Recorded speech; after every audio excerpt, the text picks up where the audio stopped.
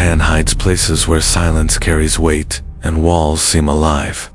These are not ruins, but prisons of secrets, feeding on those who trespass. Nara's hospital, with its forbidden red chamber, is whispered about like a wound that refuses to close. Villages drowned by water still echo with bells that should not ring. Inns lock rooms not to protect guests, but to contain something worse. These are not stories. They are living, breathing hunger. The abandoned hospitals, drowned villages, and locked Ryokan rooms of Japan are scars stitched into the land. They do not fade with time. Instead, they leak grief, betrayal, and secrets buried deep. People vanish, leaving only whispers and shadows. Reflections move without permission. Doors answer when no one knocks, and bells toll where no air exists. Fear here is not imagined. It is deliberate, cultivated by tragedies that never ended, haunting those who remember. Every legend begins with something hidden. A patient sealed in crimson walls. A village sacrificed to rising waters. A room chained for eternity. These are not simple stories, but warnings spoken through generations. Curiosity pulls the living closer, daring them to test what should remain untouched. But once you stand within reach of these places, the line between legend and truth vanishes. Japan's most haunted sites do not forgive. They consume what they are given. Explorers call them adventures, entering with cameras, flashlights, and nervous laughter. Some leave pale, trembling, unable to describe what they saw. Others never return, their absence swallowed by silence. Families wait forever for explanations that never come. Only rumors remain, chains rattling, water rising, footsteps pacing endlessly behind sealed doors. These places do not hunt. They wait, patient, knowing curiosity will always deliver new victims. The horror within these sites is precise.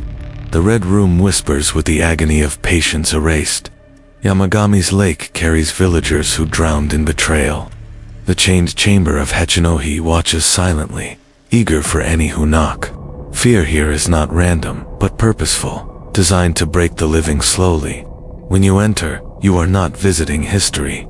You are trespassing into something alive, a place that knows you and does not intend to release you. These are not tales for children or folklore to amuse. They are secrets carved into Japan's haunted sites, waiting for those arrogant enough to test them. Tonight, you will face 3 of the darkest if you continue. Remember, every word is a weight, every image a doorway. Subscribe to Echoes of the East and comment from where you are watching if you dare. The secrets are awake, and they already know you are listening.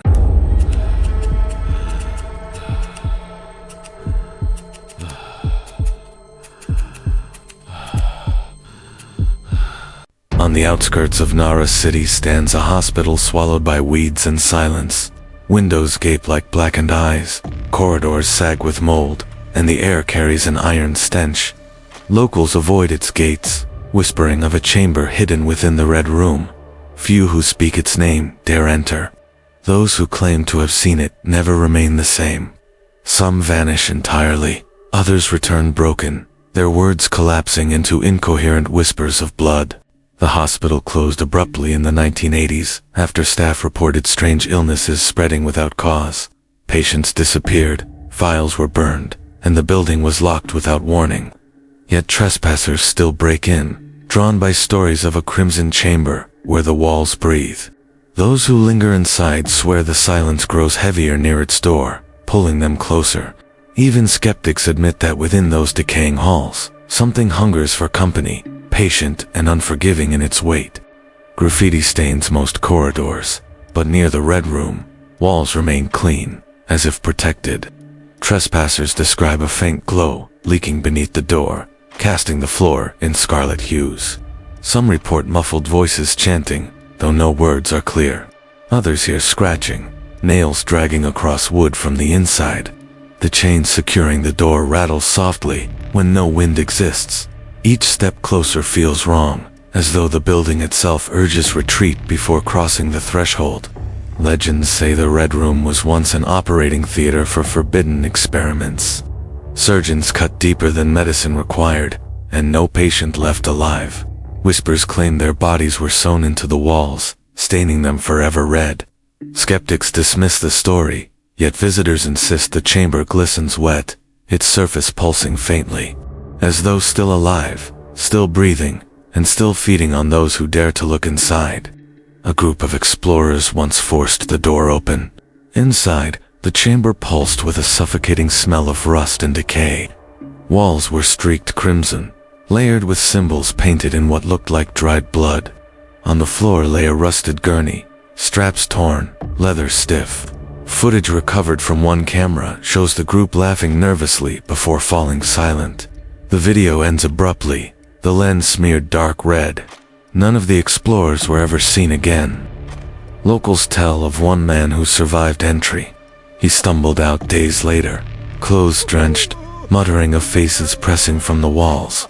He said the room whispered his name, promising release in exchange for blood. His body decayed rapidly afterward, skin mottling black, eyes leaking dark fluid. Doctors could not identify any illness, calling it impossible. His final words were, "It follows." After his death, his house collapsed, as though the curse consumed everything he owned. Those who dare stand before the locked door feel their bodies weaken. Knees shake, breath shortens, and a crushing weight bears down, as though unseen hands rest on their chest. Flashlights dim, batteries drain, and shadows lengthen unnaturally across the floor. Some claim to hear their own heartbeat echoing from inside the chamber, louder than blood should sound. A few reported their pulse, slowing until silence filled their ears. None stayed long enough to test the end. The walls surrounding the red room are carved with scratches, uneven and desperate. Marks slashed downward, as if someone tried to crawl out from within. Explorers swear the grooves shift positions overnight, rearranging themselves. Some say the scratches form words when read carefully, messages pleading for release. One visitor claimed to see his own name carved freshly among them, letters wet as though bleeding. He collapsed in terror, later vanishing from his apartment without trace. The air near the chamber grows unnaturally warm, thick with the scent of copper.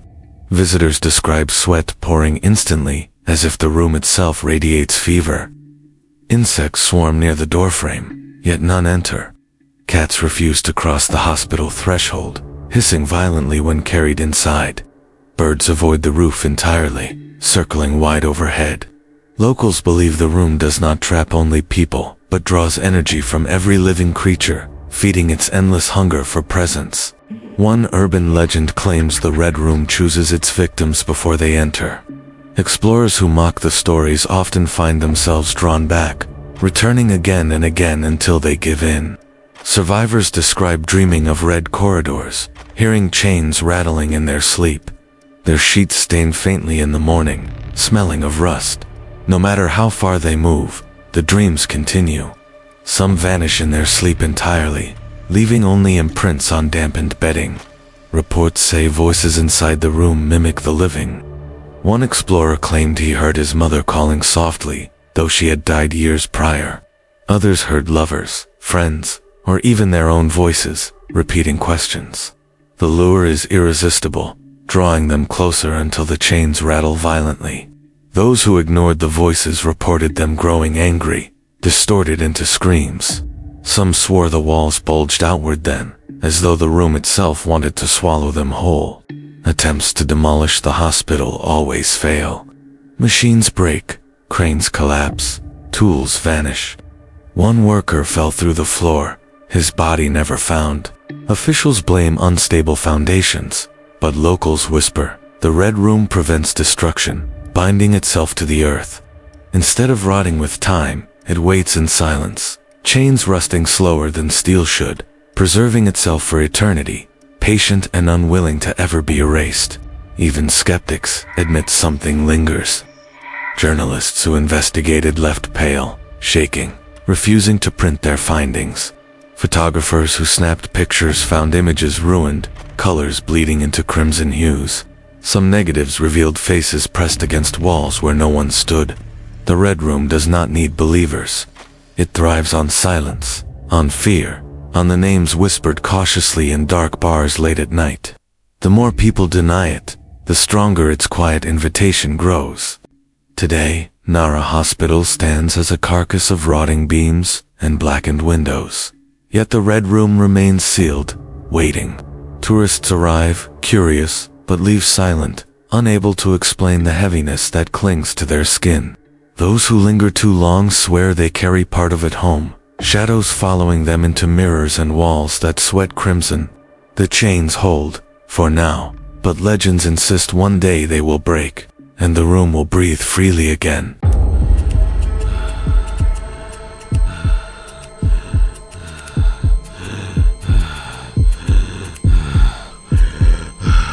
Deep in the mountains of Gifu Prefecture lies a lake, too still to feel natural. Beneath its surface rests Yamagami, a village sacrificed to rising waters when a dam was built. Officials promised relocation, but many families resisted, refusing to abandon their homes or ancestral graves. Locals claim the flood came too fast, swallowing villagers alive. At night, the lake does not ripple with wind, but with something that stirs beneath, calling softly upward. Fishermen avoid casting lines here, saying catches rot instantly, bellies bloated with black water. Divers who explored reported strange sensations, describing pressure on their chests as though unseen hands gripped them. Equipment malfunctioned, gauges spun uncontrollably, and air tanks drained in minutes. One diver swore he saw faint lantern lights swaying deep below, moving in patterns of prayer. He never returned, only his helmet washed ashore, cracked as if crushed from within. The old temple bell, dragged down with the village, still tolls some nights. Hikers along the shore claim to hear its heavy chime echo through the valley, though no metal should carry sound underwater. Witnesses describe the tone as warped, stretched, vibrating through their bones. It rings 3 times, always 3, followed by silence so thick, even insects stop. Locals believe it is a summons, a reminder that Yamagami still breathes beneath the dark surface. Families displaced by the flood whispered of loved ones who resisted evacuation. Some barricaded themselves in their homes, swearing the water would never reach them. Yet after the dam gates opened, nothing remained. People vanished with their belongings, swallowed whole. Descendants say the drowned villagers still wait, unaware of their fate, living lives below, as if nothing changed. The drowned town glows faintly at night, outlines of rooftops shimmering beneath the moon's reflection. Children dare each other to stand at the shore and call names into the lake. Some swear voices answer back, repeating in tones slightly delayed, as though speaking from beneath. Adults warn against this, fearing the lake learns names and pulls them down. Over decades, several drownings have been blamed on careless swimming, yet survivors insist unseen hands dragged them. One teenager claimed cold fingers wrapped his ankle, pulling until his father fought to free him. The dam engineers never speak of Yamagami, though old records hint at rushed construction. Locals insist the floodgate opened too early, drowning people who were promised safety. Guilt turned to silence, silence turned to legend. Now the lake holds that betrayal, festering in the depths. Visitors who stare too long into the water claim faces form beneath the ripples, mouths opening and closing slowly, as if still gasping for air in eternal suffocation. On foggy nights, travelers report hearing festival music drifting across the water, flutes, drums, and laughter carried faintly in the mist. The sound fades, if approached, leaving only the quiet slap of waves. Some hikers say they've seen a shadowy crowd gathering at the shore, silhouettes dancing before fading into smoke. These are said to be the drowned, celebrating Oban, welcoming the living to join their eternal festival beneath the surface, where no dawn comes. Divers who dared to explore the ruins brought back disturbing accounts. They described intact houses, furniture still standing, paper talismans plastered on walls, swaying as if fresh. One diver claimed he entered the sunken temple, where statues of Buddhas stood cracked, heads missing. At the altar, prayer candles flickered despite the water. He panicked, tearing off his mask in terror. His body surfaced hours later, lungs empty, eyes wide, his expression frozen in worshipful horror. The bell's toll grew infamous after a hiker vanished while camping by the shore. Witnesses said they heard 3 heavy rings that night, vibrating through the ground. In the morning, his tent was intact, belongings undisturbed, but his sleeping bag lay submerged in shallow water, neatly zipped closed. No footprints marked the mud. Locals believe the drowned came to claim him, lured by his dreams, wrapping him in their embrace before pulling him silently below. Legends tell of a bride who drowned on her wedding day, her procession swept away by the rising flood. Her spirit is said to wander the shoreline in a soaked kimono, face pale, eyes black with river silt. Witnesses describe her carrying a lantern that flickers blue, guiding travelers closer to the water. Those who follow vanish without a trace. Some say she leads them back to her sunken altar, where vows are eternal. A fisherman once admitted to seeing glowing eyes beneath his boat. The water swelled gently, lifting him before falling still. He said faces pressed against the hull, dozens at once, mouths opening wide in silence. When he returned to shore, his skin was covered in hand-shaped bruises. He abandoned fishing forever, claiming Yamagami's dead tried to pull him under. His story was mocked, until other fishermen vanished the same year, without bodies recovered. The lake refuses peace. Animals avoid its edges, and even birds circle wide, never landing on its still surface. When storms come, lightning strikes the water unnaturally often, as if the heavens themselves target it. Locals say the drowned use storms to reach upward, stretching invisible arms toward land. Those caught near the shore report hearing chanting in unison, deep and resonant, before faint ripples approach, as if hundreds are swimming together, toward them. Tourists sometimes collect pebbles from the shore as souvenirs. Many regret it. Weeks later, they report dripping water echoing through their homes at night. Floors remain wet, no matter how often dried. Some hear muffled bells ringing from drains. One man awoke, choking, lungs filled with lake water, despite never swimming.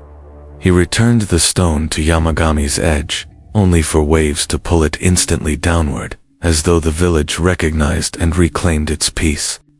Yamagami remains invisible on most maps, erased as though never built. Yet the lake cannot hide its hunger. Locals warn, do not speak its name at night, do not call across its surface, and never look for lantern lights beneath the water. The village still lives, preserved by tragedy, waiting for company. And when the bell tolls 3 times, it does not mark time passing. It marks another life claimed, another secret drowned below.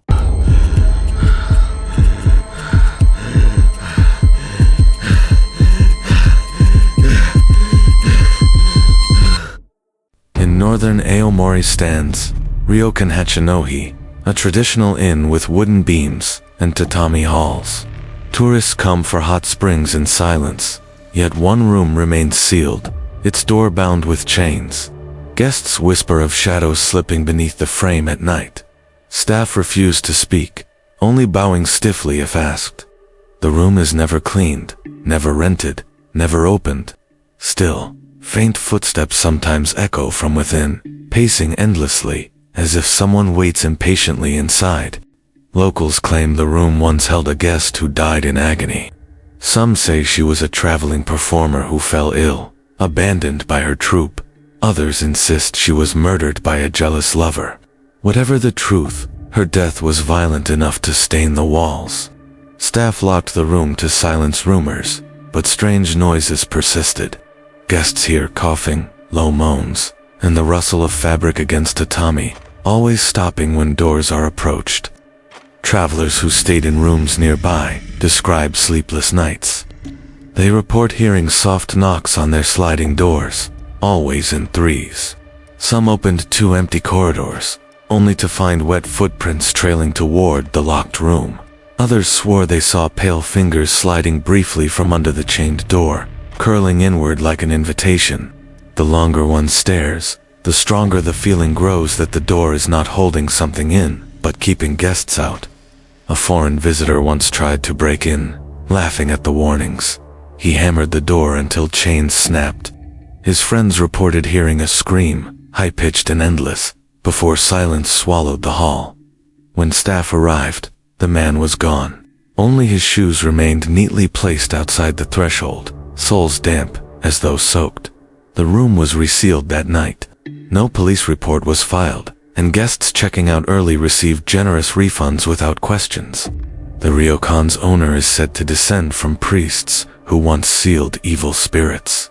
Some believe the room itself is a cage, holding what should never wander free. Monks were called to bless it years ago, yet their chants ended abruptly. Witnesses claimed the monks turned pale, refusing to finish, leaving the room untouched. Since then, no exorcism has been attempted. The family prefers silence, insisting that some traditions survive only through deliberate ignorance. One maid reported seeing a woman in a white kimono standing inside while dusting the corridor. The figure faced the wall, long hair covering her back. The maid blinked, and the room was empty, still chained. When she fled, her arms broke out in bruises, shaped like fingerprints. She quit the same day, leaving the Ryokan forever. Staff whispered she was lucky to leave alive, for the woman in white never tolerates those who stare. During stormy nights, travelers say the room glows faintly, a bluish light bleeding through cracks in the wood. Shadows move across the walls, silhouettes of someone kneeling, rising, kneeling again in endless ritual. Guests who dare listen claim to hear chanting in a dialect no one recognizes. Some swear the chant seeps into dreams, pulling them toward the chained door, urging them to slide it open. Few resist. None admit what happens if they obey. A businessman once vanished after knocking on the door 3 times as a dare. The next morning, his bedding was soaked as if dragged from a river. When police investigated, his belongings were still folded neatly, wallet untouched, luggage closed. The room was locked tighter than ever, yet damp footprints trailed outward, stopping abruptly at the garden. Locals say he was claimed as payment, his soul trapped within tatami, feeding whatever lingers in shadows. Guests who linger near the door report sudden dizziness, nausea, and nosebleeds. Cameras malfunction, recording only static when pointed at the room. A tourist once filmed himself approaching. The footage shows him smiling nervously, knocking gently. In the reflection of a framed picture nearby, a woman appears behind him, hair hiding her face. He never noticed. Hours later, he vanished, leaving only his phone playing the video in a continuous loop until its battery died. The Ryokan keeps no records of the room's origin. Old ledgers list room numbers, but the locked chamber is absent, as if erased. Yet blueprints reveal its dimensions, though smaller than expected. Some speculate a false wall hides a shrine within, sealing something bound in paper talismans. Guests claim to hear tearing sounds inside, like parchment ripping slowly, as if seals are breaking. Each sound weakens the chains slightly, as though freedom approaches. Locals say the spirit within is lonely rather than malicious. It hungers for acknowledgement, for conversation. Travelers who reported hearing whispers say the voice is soft, almost kind, asking questions in Japanese or repeating their names. But if ignored, the voice grows furious, words twisting into shrieks. One survivor said he answered once, only once. 4 weeks afterward, he dreamed of suffocating under wet sheets, waking with his lungs filled with ice-cold water. Some legends say the room leads elsewhere. Guests who pressed ears to the wood swore they heard bustling streets, temple bells, even ocean waves. One described laughter like a festival, another the chanting of monks. Yet all agreed the sounds pulled them inward, promising escape or reunion. Those who resisted walked away pale, drained, and silent. They said the door does not open into a room, but into a place no living person should reach. Even those who never approach feel its presence. Dining in the Ryokan, travelers sense unseen eyes watching, chopsticks trembling in their hands. At night, the inn creaks louder, as if shifting weight inside the chained chamber. The family insists nothing is wrong, bowing deeply, offering discounts for silence. Yet everyone who stays remembers the locked room more than the springs or hospitality. The Ryokan survives not for comfort, but because fear itself draws guests closer. The locked room of Ryokan Hachinohe remains a secret Japan refuses to confront. Officials call it superstition, owners call it history. But the truth waits behind wood and iron. Guests who hear the footsteps never forget, even after leaving. Some say the spirit follows, appearing in reflections, waiting at bedroom doors. The Ryokan thrives because curiosity never dies, and the chains only hold as long as no one dares to open them again. Japan's haunted sites are not echoes of the past but prisons that refuse to decay. Himuro Hospital still whispers with screams of the forgotten. Yamagami's drowned villagers ring their bell from below. The Ryokan's locked room waits with chains trembling in silence. These are not stories to entertain, but warnings etched into places that demand remembrance. Once you hear them, you are part of their secret, and silence will never feel safe again. Every secret carries weight. These places feed on curiosity, on names whispered carelessly, on the courage of those who wander too far. Legends survive because they are nourished by the living, and each visit keeps them alive. To dismiss them as folklore is to misunderstand their hunger. They do not ask for belief, they demand attention. And every story you now carry is another offering to the shadows that linger within their walls. You have walked through corridors where screams never faded, shores where bells toll from the depths, and halls where a chained door waits to be opened.